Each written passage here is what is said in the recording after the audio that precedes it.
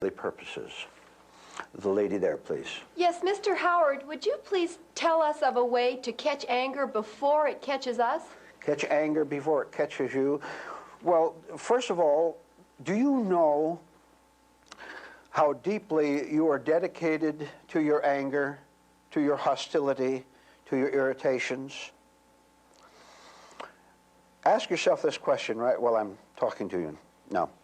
How many times today have you been angry, upset, distressed? How many times a day did you want to strike out at someone? Now, you can't answer that question because you didn't look. You didn't notice it when that customer came into your shop and you were angry over something.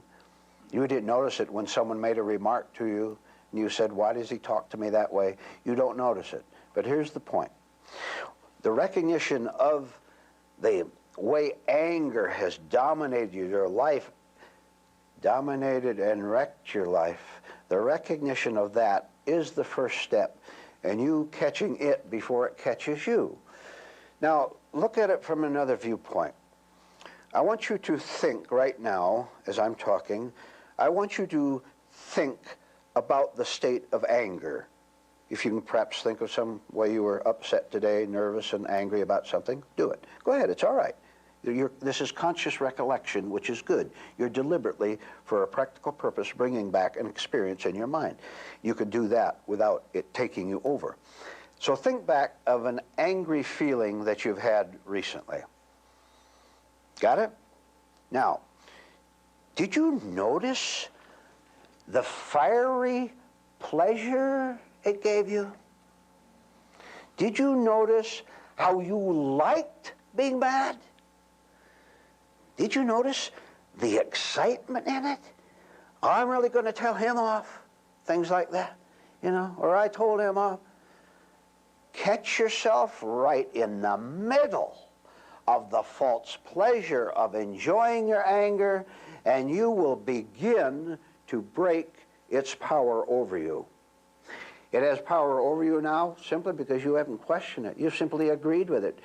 And you thought that the excitement of getting mad was life.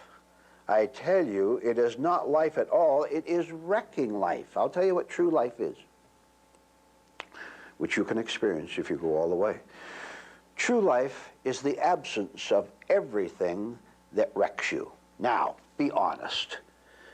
You making those sarcastic remarks at people, either verbally or in your mind, can you see the false thrill in that? And can you see how, can't you begin to understand what you're doing against you, when you attack, when you're hostile, hateful toward any other human being? Can't you simply see it?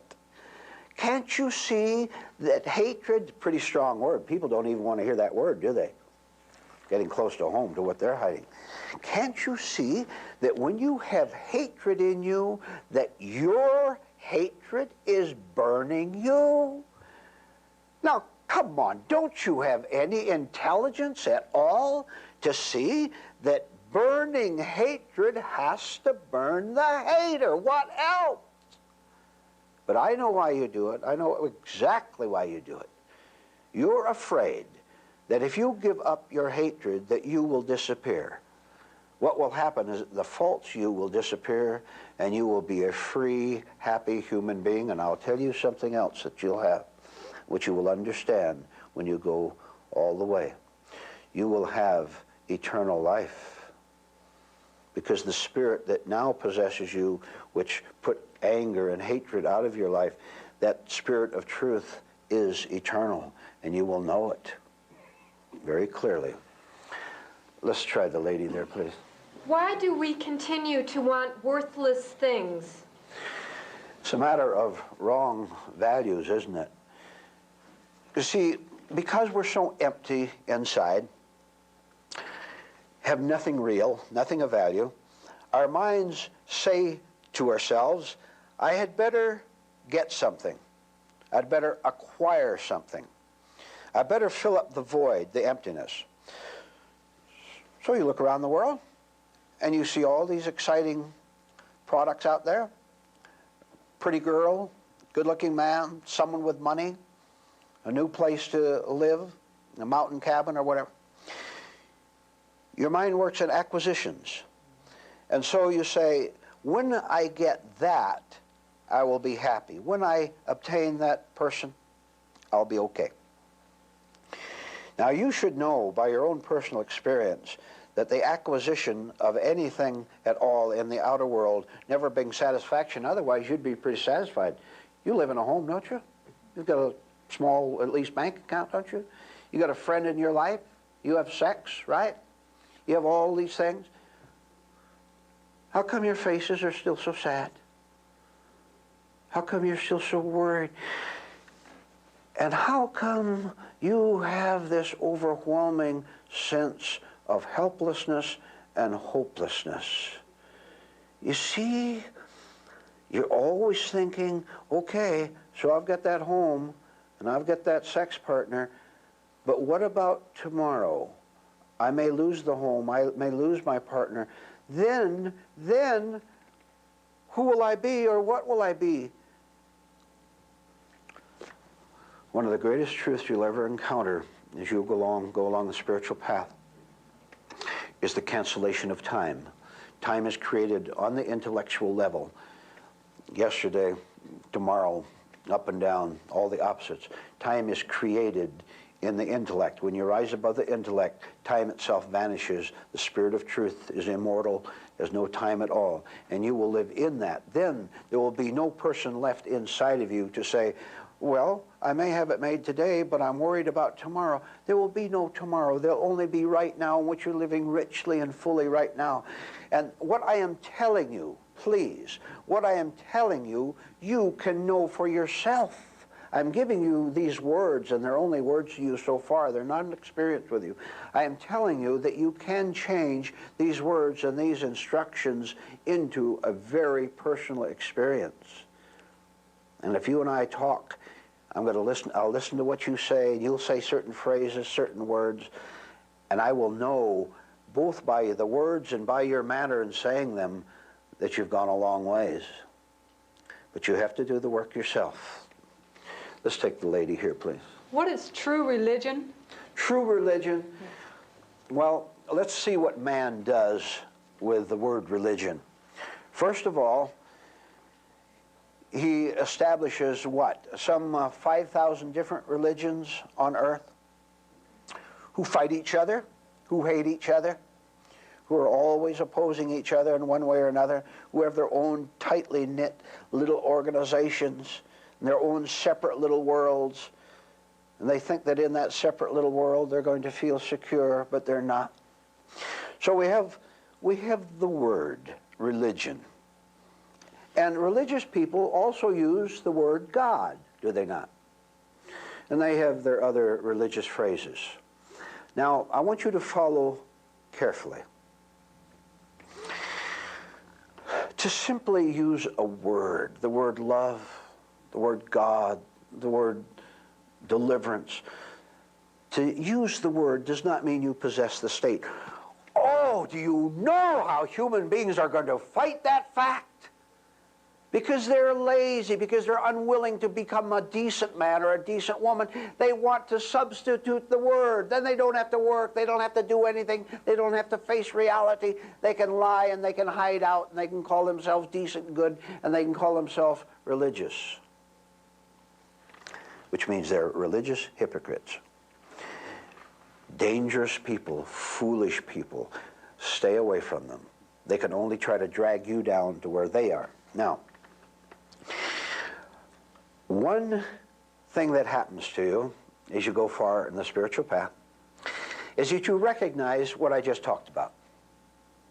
You understand what an insane world this is out there.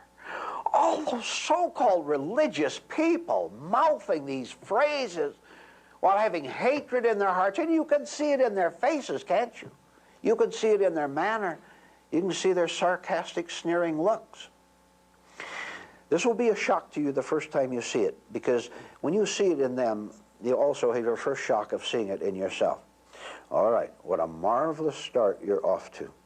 You can see that you have just been blabbing, talking about cooperation, about joining some civic group in order to help the world, make this a little better place to live in. You see what an utter, complete faker you are. And then you begin to see how you have paid the price, how you suffer from being, can you take it? How you suffer from being a liar. And you do suffer from lying, self-lying, and then outer lying. Now, there is a marvelous inner condition in which you know what it means to be religious, be spiritual, without using the word at all. You don't have to use the word. You could for communication if you wanted to. But you know that to be religious means to have nothing whatever to do with that religious world out there, which is nothing but madness and hypocrisy. Do you really want to be free of the insanity of the world? One way, and you should know what that one way is, for you to be free of your own confusion and delusion. Here's where you have to work, right inside yourself. Then you'll understand every question that's been asked here and every other one that could be asked. You'll understand the answers without even asking questions to yourself. There'll be complete freedom there. You look out the world and you'll understand every human being you meet. You'll never be deceived again. Never. No one can ever kid you again, because you know something absolutely, and here it is. You know that unless a man or a woman has spent years and years and years of his life getting rid of the junk inside him and allowing that space to be filled up with true spirituality, you know that person, whoever he is, how close he is to you or how far, or the people you see on television, you know they're lost. You know it absolutely, because you see yourself in them. Remember what you were like 10 years ago, 20 years ago? Remember what you were like when you were 20 years old? Do you remember how you could be so vicious and so cruel when you were 20 years old and you didn't even know it? Now you know it, don't you? All right. You remember that. And you're seated here right now. And I want you to know that that experience you had when you were 20 and now you're older and you can understand how vicious you really were. You really see it. I want you to know that if you work inwardly on yourself along these lines, one day you will understand the person who is seated here right now and see how you deceived and hurt yourself just as you did before. And then you will never, ever be able to be cruel again to anyone else, because your spirit will not be cruel. Therefore, you have no cruelty to give. Let's try another one. Let's try the gentleman there. What is an alternative to running away from our sorrows?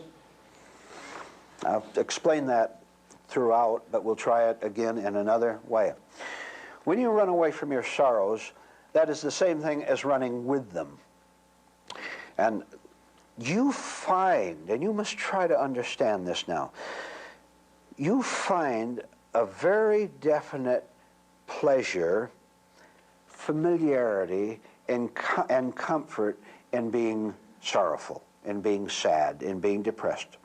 Because when you are depressed, let's zero down to that word, when you are depressed, you are on familiar ground. Haven't been depressed ever since you were a little child and you were denied what you wanted? You can't have that, and so you flew up in a rage and then you get depressed afterward. So depression is something very familiar to you. It's an old friend to you. And you hang on to it simply because you know what it is. And you say, there's my old friend depression again. I want you to give long, hard thought to the next statement, which is this. When you are depressed, the very next time, I want you to look at it in a new way, with a new vision. Don't be gullible anymore by looking at your depression and feeling that it is good, that it's necessary, that it's an old friend, that it's something that you should indulge in 10 times a day. I want you to begin to consider depression as something that is destroying your life, and you keep doing that until you see it as a fact, and depression will no longer have a chance. And then you'll be a new human being, and you'll walk free.